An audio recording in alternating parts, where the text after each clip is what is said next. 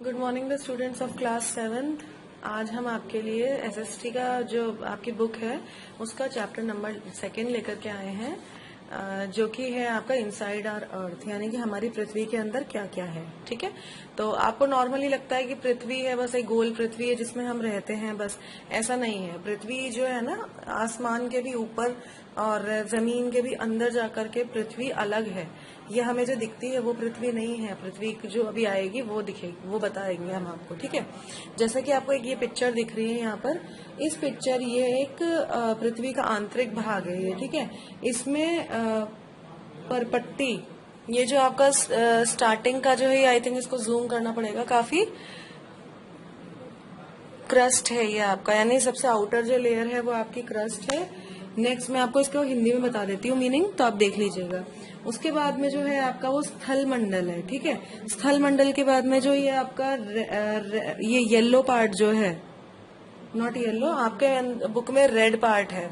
जो आपका red part है ना, वो मेंटल है, और मेंटल से जस्ट थोड़ा सा नीचे क्रोड मेंटल है, और क्रोड मेंटल की सीमा है। ठीक है, जो ये आपका येलो कलर का जो पोर्शन दिख रहा है, ये वाला बाहर वाला, ये आपकी क्या है, ये बाएं है, बाएं क्रोड है, यानी कि outer code.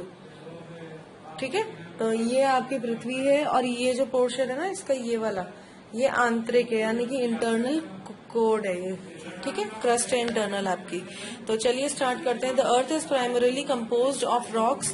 They can be in solid, semi plastic, semi molten और liquid molten state. They exist in all the 3 forms in the interior of the earth. The earth is made up of several concentric layers with one inside another. There are essentially 3 layers: crust, mantle and core. The uppermost and thinnest layer over the earth's surface is called the crust. It is about 35 kilometers on the continental masses and only 5 kilometers on the ocean floors. The main mineral constituents of the continental mass are silica and alumina. It is therefore called Sial, यानी कि C means silica and Al means alumina in short. The oceanic crust is mainly made of silica and magnesium. It is thus called Sima. C means silica and Ma means magnesium. Since Sial is lighter, density 2.7, then Sima density is 3. Continents are said to be floating on a layer of denser Sima. Just beneath the crust is the mantle, which extends up to a depth of about 2900 km below the crust. It is made up of semi-molten rocks called viscous magma. The density of the mantle is from 4.3 to 10. The mantle is semi-molten because the temperature goes on increasing from the surface towards the interior most part of the earth. Mantle is divided into 2 parts: upper mantle and lower mantle. The whole mantle extends up to 2900 km in depth. The upper mantle is only about 100 km thick. The innermost layer or shell is the core, which is in the molten liquid form, mainly made up of nickel and iron. Ferrum. It is therefore called nickel, and Fe is ferrum. The radius of the core is about 3500 kilometer. Thus the center of the earth is about 6400 kilometer from the surface. The density of the core is from 12.3 to 13.6. The core is also comprised of 2 parts: the outer core and the inner core. Because of very high pressure of overlaying layer, the inner core is found in solid form and the outer core is in liquid form. The radius of the inner core is about 1221 kilometers. हमारी पृथ्वी एक गतिशील ग्रह है। इसके अंदर एवं बाहर निरंतर परिवर्तन होते रहते हैं। क्या आपने कभी सोचा है कि पृथ्वी के आंतरिक भाग में क्या है? पृथ्वी किन पदार्थों से मिलकर बनी है?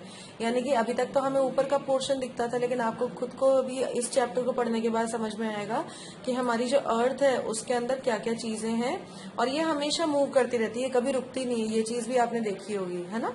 तो पृथ्वी का जो आंतरिक भाग है ये एक अनियन के जैसा होता है। ठीक है, तो एक संकेंद्रीय परतों से बनी हुई है ये। इसको हिंदी में हम एक्सप्लेन कर रहे हैं तो थोड़ा आपको डिफिकल्ट लगेगा, लेकिन आप समझ जाएंगे। ठीक है, पृथ्वी की सतह की सबसे ऊपरी परत को परपट्टी कहते हैं, यानी कि मैंने आपको बताया था यहाँ पर एक क्रस्ट कहते हैं इसको, है ना। उसके अलावा ये सबसे पतली परत होती है। यह महाद्वीपीय संगति में 35 किलोमीटर एवं समुद्री सतह में केवल 5 किलोमीटर तक है। महाद्वीपीय संहति मुख्य रूप से सिलिका एवं एल्यूमिना जैसे खनिजों से बनी हुई है, जैसे इसीलिए इसे Cl यानी कि C मीन्स सिलिका तथा L मीन्स एल्यूमिना कहा जाता है। यहाँ आया था ना आपका, ये रहा, ठीक है। महासागर की परपट्टी मुख्यतः सिलिका एवं मैग्नीशियम से मिलकर बनी है। ये रहा आपका मैग्नीशियम का। महासागर की परपट्टी मुख्यतः सिलिका एवं मैग्नीशियम से मिलकर के बनी है, इसीलिए इसे सीमे यानी कि सी मीन्स सिलिका और मैं मीन्स मैग्नीशियम कहा जाता है। परपट्टी के ठीक नीचे मेंटल होती है जो 2900 किलोमीटर गहराई तक फैली हुई है यहाँ पे, ठीक है। इसकी सबसे आंतरिक परत क्या है? क्रोड है, जिसकी त्रिज्या यानी कि जिसका डायमीटर क्या है आपका 3500 किलोमीटर है। यह मुख्यतः निकल एवं लोहे की बनी होती है, जिसे कि निफे यानी कि निकल और फेरस कहा जाता है। केंद्रीय कोर का तापमान हमारा और जो उसका दाब होता है वो बहुत ज्यादा होता है, काफी उच्च होता है। Radius of the inner core is about 1221 kilometer and the thickness of the outer core is about 2250 kilometers. The density of the inner core is 13.6 while the density of the outer core varies from 12.3 to 13.3. तो radius अभी मैंने आपको गलत बोल दिया था, diameter नहीं है, रेडियस है। तो रेडियस जो है आपका इनर कोर का वो कितना है 1221 किलोमीटर और उसकी जो थिकनेस है आउटर कोर की वो ये दे रखी है यहाँ पे। डेंसिटी जो इनर कोर की है ये रखी 13.6 और उसके अलावा जो आउटर है आउटर कोर की 12.3 से 13.3 के बीच में रहती है, ठीक है। The crust forms only 0.5% of the volume of the earth, 16% volume consists of the mantle and 83% makes the core. The radius of the earth is 6371 kilometer, about 6400 kilometer estimated to the hundreds, ठीक है। तो यहाँ पर crust जो form है वो आपके 5.5% है अर्थ के वॉल्यूम का, 16% है क्या यहाँ पर मेंटल का और 83% आपका कोर बना देता है, ठीक है। जो अर्थ का जो रेडियस है वो 6371 किलोमीटर है, अबाउट कितना होगा ये 6400 किलोमीटर होगा, ठीक है। तो अब यहाँ पर हम पढ़ते हैं rocks and minerals. The crust is made up of 8 most abundant elements, oxygen, silicon, aluminium, iron, magnesium, calcium, potassium and sodium. ये 8 चीजों से मिलकर के हम 8 एलिमेंट्स हैं जिससे मिलकर के हमारा क्रस्ट बना है। ये बताया मैंने आपको, ये आपको लर्न करने हैं। 2 or more these elements unite to form compounds which are known as minerals as they are mined from the crust. The rocks are formed of these minerals. Minerals are solid inorganic compounds and have definite chemicals composition. Any natural solid mass of mineral matter that makes up the earth's crust is called a rock. The earth's crust is made up of various types of rocks. Rocks can be different color, size and texture. The most common physical properties useful for identifying minerals in rock are texture, color, hardness, luster, etc. Hardness of rocks is tested by scratching them with some sharp object. Talc is the softest and diamond is the hardest of the minerals. Rocks are also tested on the basis of their porosity, that is how much water penetrates them. If different types of rocks were placed in water for an hour, chalk will absorb the maximum weight of water, closely followed by sandstone. Marble will show only a nominal difference and granite the least. यहाँ पे rocks और minerals की बात की जा रही है, यानी कि शैल और खनिजों की बात की जा रही है, ठीक है। तो पृथ्वी की परपट्टी अनेक प्रकार की शैलों से बनी है, जो कि मैंने अभी आपको बताया। पृथ्वी की परपट्टी परपट्टी बनाने वाले खनिज पदार्थ की किसी भी प्राकृतिक पिंड को शैल कहते हैं, यानी कि रॉक कहते हैं। शैल विभिन्न रंग, आकार एवं गठन की हो सकती है।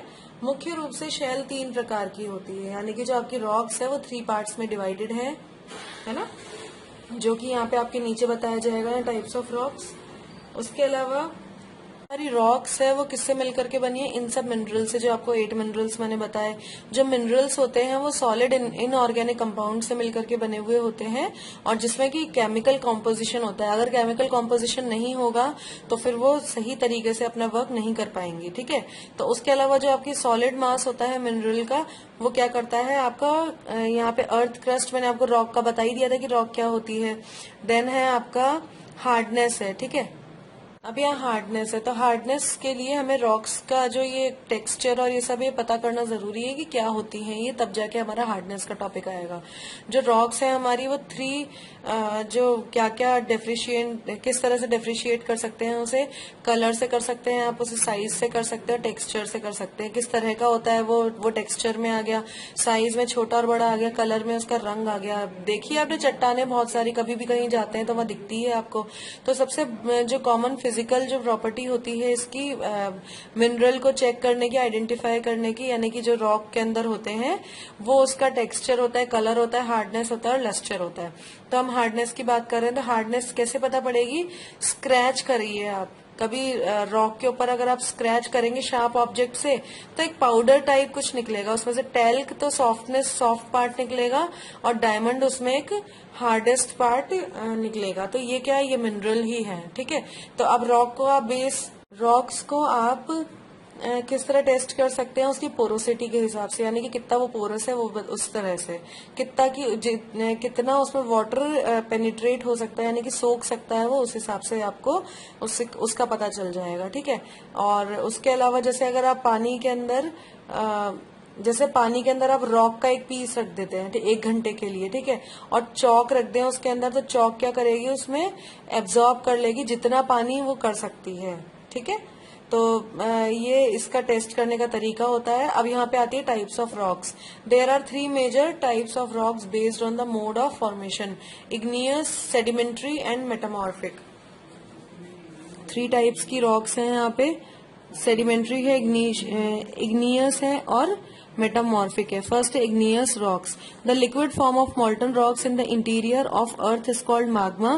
When the molten magma cools, solidifies and crystallizes inside the earth's crust or on the earth's surface, igneous rocks are formed. The word igneous means coming out of the fire. The word igneous means coming out of fire. They are also known as primary rocks or parent rocks because these rocks were first to form and all other rocks derived from these.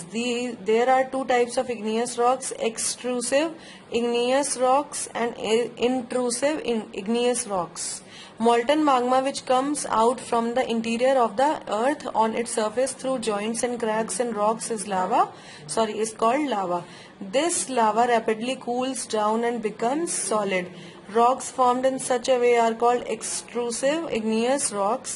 Owing to rapid cooling of lava, they have a very fine grained structure. For example, basalt rocks. The Deccan Plateau is made up of basalt rocks. At some depth where the heat is not enough, the lava starts cooling down slowly. Solid rocks so formed are called intrusive igneous rocks. For example, granite, strong grinding stones used to grind grains and spices are made of granite.